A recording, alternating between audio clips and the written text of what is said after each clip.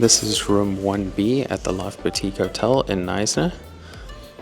As you enter, there is a nice tub and bathroom area, as well as a separated toilet area. The tub also has a shower as a 2-in-1, and there are robes provided. There's a king-size bed and a closet area.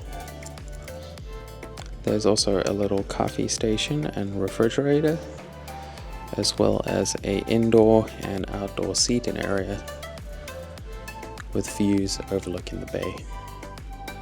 And the balcony has doors on either side. And that is room 1B here at the Lofts Boutique Hotel in Knysna. Overall, we had a wonderful stay with a very pleasant and relaxing vibe in the hotel.